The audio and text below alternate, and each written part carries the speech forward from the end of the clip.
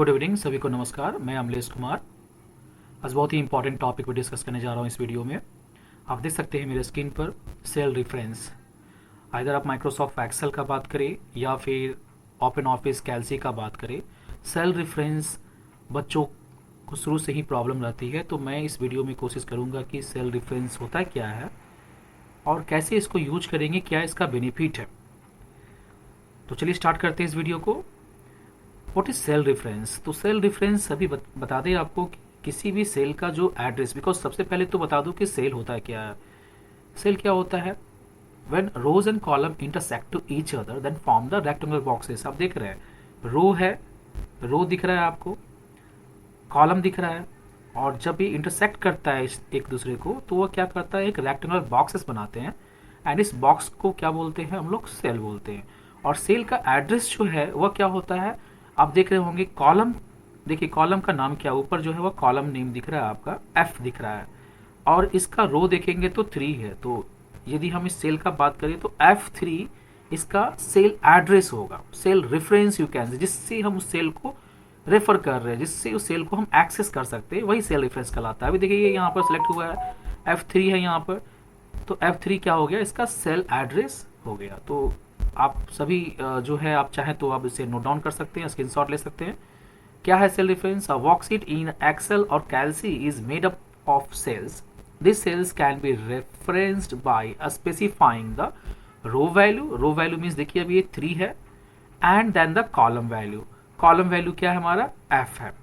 Example यदि बात करें हम यहाँ से A1, यदि हम बात करें A1 तो A1 हमारा, A हमारा कॉलम नेम हो गया, जिस प्रकार से मैंने F का बात किया था, और 1 हमारा जो है वह क्या रिप्रेजेंट कर रहा है? रो को रिप्रेजेंट कर रहा है। ठीक है, इसी प्रकार से आप B3 देख सकते हैं, would be the third row and second column. तो ये हमारा सेल रेफरेंस होता है, जिससे हम सेल को रेफरेंस करते हैं, जिससे हम सेल को एक्सेस करते हैं। So this is called cell reference.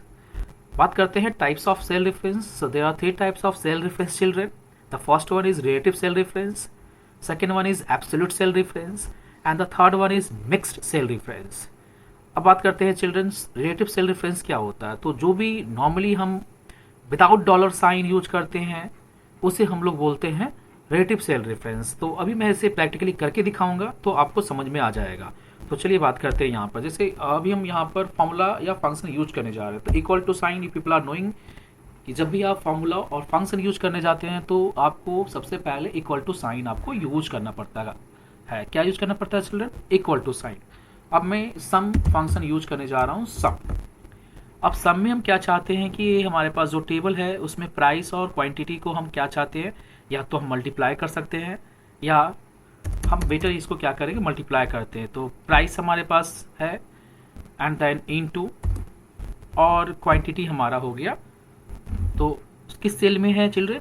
तो C10। आप सेल रेफरेंस या सेल एड्रेस को आप क्या देख सकते हैं, कहाँ देख सकते हैं? सेल को सिलेक्ट करें एंड आप जब जाएंगे नेम बॉक्स में तो उसका एड्रेस दिख जाएगा। देखिए चिल्ड्रन, जब मैं इसको प्रेस करूंगा तो हमारा एक टोटल निकल गया, और इस टोटल को देखेंगे आप तो जो हम यहाँ पर सेल एड्रेस यूज कर रहे हैं B6 into C6, B2 into C6 use कर रहे हैं। तो ये हमारा देखेंगे कि B और 6 या C और 6 इसमें कोई डॉलर साइन वगैरह यूज नहीं कर रहे हैं। तो ये हमारा कहलाता है रिलेटिव सेल रेफरेंस। यदि आप column name and row name के साथ आप एड्रेस को एक्सेस कर रहे हैं, that is called relative cell reference. अब हम जब इसको करेंगे तो ये हमारा टोटल निकल गया। लेकिन इस सेल रेफरेंस जो है उसकी जरूरत क्यों होती है और एक्चुअली क्या प्रॉब्लम होती है उसके बारे में बात करते हैं। आप सभी जानते हैं कि जब भी हम कॉपी या पेस्ट करते हैं, कॉपी करते हैं, तो whatever things we are copying and when we are pasting that one, तो as it is one xerox will be there जहां भी पेस्ट कर रहे हैं। तो इस फार्मूला के केस में क्या होता है, जब फार्मूला को कॉपी करते हैं और जब आप पेस्ट करेंगे चिल्ड्रन, तो आप पेस्ट करेंगे तो आप देखेंगे यहाँ पर, तो आप देखेंगे चिल्ड्रन यहाँ पर इस सेल का जो कॉपी किए थे मैंने फार्मूला, वो था हमारा B6 इंटू C6। लेकिन जब हम उसको पेस्ट कर रहे हैं तो ऑटोमेटिकली यह एडजस्ट कर रहा है और सेल देखेंगे तो सेल चेंज हो गया B7 C7। सेम वे यदि हम फिर से इसको यहाँ पेस्ट करेंगे तो देखेंगे यहाँ पर मैं पेस्ट कर रहा हूँ व्हाट, कॉपी किया था मैंने B6 एंड C6, बट जब पेस्ट कर रहे हैं इसमें तो ऑटोमेटिक हुआ B7 C7 हो रहा है and then B8 and C8 हो रहा है। तो यहाँ पर कॉपी और पेस्ट क्या होता है ना कि वायलेंस हो रहा है, इसका जो रूल होता है। तो इट इज़ ओके, ये बहुत ही अच्छा होता है in the case of spreadsheet, Calc और माइक्रोसॉफ्ट एक्सेल। जब हम ड्रैग करते हैं तो फॉर्मूला ऑटोमेटिक एडजस्ट हो जाता है इक्विवेलेंट जो इसके सेल हैं उसके अनुसार। तो this is called cell relative cell reference. Relative cell reference बता दूं चिल्ड्रन, ये बाय डिफॉल्ट होता है। आप कुछ भी सेल एड्रेस दे देते हैं तो वह सेल रेफरेंस जो होता है वह क्या होता है, बाय डिफॉल्ट होता है। ठीक है चिल्ड्रन। अब क्या प्रॉब्लम है, आप चाहते हैं कि नहीं जो हम फॉर्मूला ये कॉपी कर रहे हैं यही फॉर्मूला यहाँ भी होना चाहिए, यानी B6 से यदि कॉपी कर रहे हैं और यहाँ हम पेस्ट कर रहे हैं तो B6 ही होना चाहिए। In the case of ready cell reference, it cannot be possible. So how we can resolve this problem? So for that, the second type is what children? Absolute cell reference. क्या है ये? Absolute cell reference. तो चलिए मैं absolute cell reference के बारे में बताता हूँ। अभी आप देख रहे होंगे चिल्ड्रन, ये टोटल हमारे पास, इसको मैं यहाँ से हटा देता हूँ और सेम डेटा है चिल्ड्रन। तो यहाँ पर हम यूज करने जा रहे हैं equal to then into this one. तो ये हमारा टोटल अमाउंट आ रहा है यहाँ पर चिल्ड्रन। और यहाँ पर जब मैं इसको ड्रैग करूँगा तो अभी तक यहाँ पर देखेंगे तो हमारा ये रिलेटिव सेल रेफरेंस ही है। ठीक है। अब कैसे इसको एब्सोल्यूट सेल रेफरेंस बनाएंगे, तो अब हम यहाँ पर कमीशन निकालना चाहते हैं और कमीशन हमारा क्या होना चाहिए, 10% कमीशन होना चाहिए। तो अब देखेंगे children equal to total amount का कमीशन चाहिए हमें इनटू, अब देखिए हमारा F12 है। F12 यहाँ पर मैंने जो 10% कमीशन होना चाहिए था उसको सेलेक्ट कर लिया और जब हम यहाँ पर इसको करेंगे ड्रैग तो for this cell it is okay, but when you drag this one children तो ये क्या हो रहा है, एक काम हमारा नहीं कर रहा है। अब यहाँ फॉर्मूला देखिए चेंज हो गया बिकॉज हमारे पास क्या है F13, जबकि F13 में कोई वैल्यू नहीं है हमारे पास।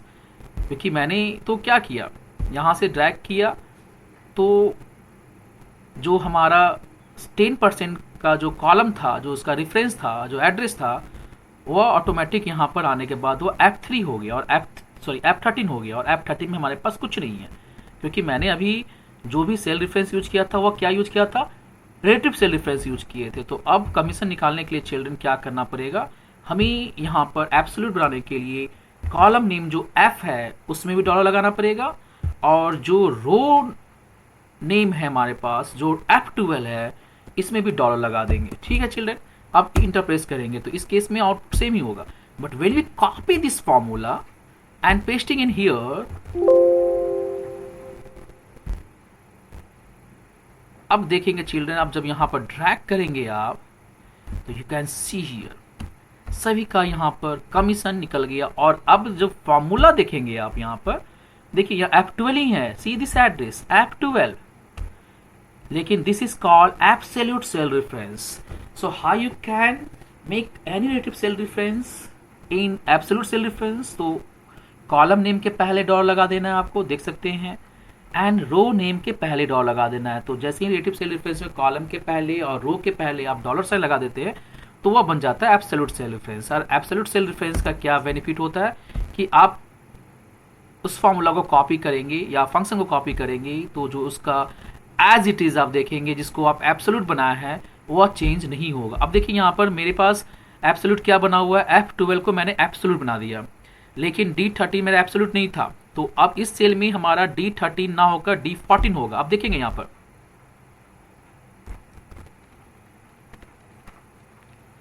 जस्ट वन सेकेंड,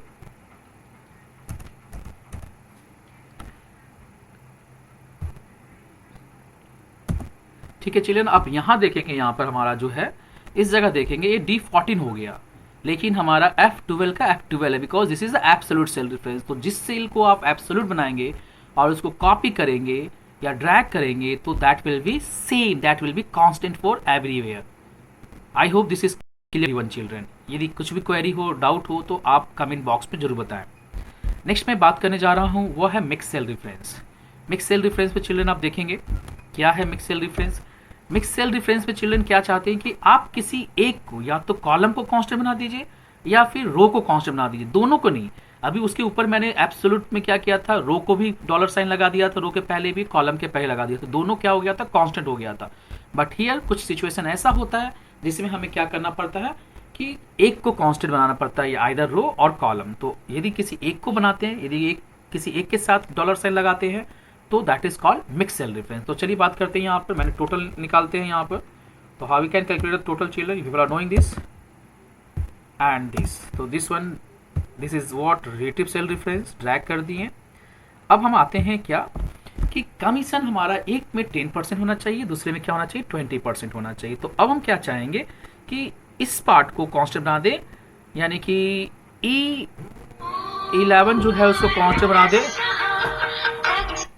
E12 को कांस्टेंट बना दे एंड F12 को कांस्टेंट बना दे।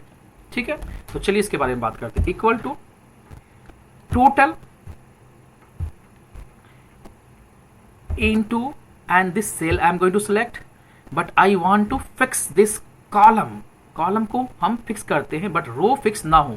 तो कॉलम को फिक्स करने के लिए what we have to do, we have to use this dollar sign. कहाँ यूज करेंगे, कॉलम के पहले। ठीक है, नो सॉरी, हम रो को क्या करना चाहते हैं, फिक्स करना चाहते हैं, या कॉलम को फिक्स करना चाहते हैं। अभी मैं करके दिखाता हूँ, उसके बाद आपको समझ में आएगा। तो अब यहाँ पर चिल्ड्रन देखेंगे आप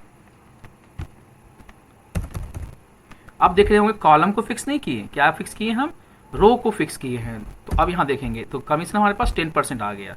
जब ड्रैग करेंगे तो यू कैन सी सभी का कमीशन मेरे पास आ गया। यदि इसी फॉर्मूला में यदि बात देखिए यहाँ पर F21 is fix, because value कहाँ से ले रहे हैं, F21 10% ही होना चाहिए, इसीलिए इसको मैंने क्या किया, फिक्स कर दिया। इस रो को क्या कर दिए, फिक्स कर दिए। तो ये जो हमारा 10% है वह सभी कॉलम के लिए यहाँ पर, सॉरी सभी रो के लिए मेरे पास यहाँ पर आ गया। तो अब यहाँ पर देखेंगे, यहाँ पर 22 के लिए देखेंगे, यहाँ पर 22 में देखेंगे तो यहाँ पर हमारे पास जो वैल्यू उठाना है 10% हुआ आपका 21 यहाँ दिख रहा है, यहाँ पर 21 रो। ठीक है, तो इस तरह से एंड सेम वे आप देखेंगे यहाँ पर, हाँ वेरी इंपॉर्टेंट चिल्ड्रन, देखिए यहाँ पर दोनों को मैंने कांस्टेंट नहीं बनाया, दोनों के साथ डॉलर साइन नहीं लगाया, मैंने इसके साथ डॉलर साइन लगाया। और यदि दोनों के साथ लगा देते तो क्या होता, ये this is absolute cell reference. The same way यदि 20% भी निकाल रहा है तो what we have to do children, total, then use star or into and then this one, but you need to fix this row जहां से value आप access करना चाहते हैं, कॉलम नहीं, आप क्या चाह रहे हैं, रो को फिक्स करना चाह रहे हैं आप। तो यहां पर हम क्या कर रहे हैं, डॉलर साइन लगा दीजिए, तो प्रेस इंटर। तो देख रहे होंगे यहाँ पर कमीशन निकालने के लिए 10% 20% कमीशन देखना चाहते हैं। यदि ये टोटल अमाउंट पर 10% कमीशन देख रहे हैं तो this is 10% commission and 20% commission, तो ये 20% कमीशन है। तो I hope children this cell reference is very very important and आप इसे करेंगे, प्रैक्टिकली करेंगे तो समझ में आ जाएगा आपको। मैं फिर से एक बार थोड़ा रिपीट कर दूं, यहाँ पर कुछ एग्जांपल देके कुछ दिखा दूं। यदि मैं लिख रहा हूँ यहाँ पर C2 colon D2, if I'm writing this one, so this is called relative cell reference। this is what, relative cell reference। और यदि हम बात करें यहाँ पर, क्योंकि ये तो अभी इनवैलिड बताएगा बिकॉज मैंने कोई वैल्यू लिया नहीं, आप यहाँ से देख सकते हैं this is relative cell reference। Okay children, और यदि हम इसको एब्सोल्यूट बनाना चाहते हैं तो what we have to do, column के पहले, रो के पहले यदि हम इसे डॉलर साइन लगाते हैं तो this is called absolute cell reference. And यदि हम क्या चाहते हैं, देखिए अभी हम यहाँ पर एक देखेंगे, यहाँ पर तो $C2, तो हम C को C के पहले लगा रहे हैं बट 2 के पहले नहीं लगा रहे। तो this is what mix cell reference and this is what, absolute cell reference। so as for requirement children, you can use relative cell reference, absolute cell reference, mixed cell reference। so I hope this is clear to everyone children। any question, any doubt, feel free, write in comment box। thank you very much for watching।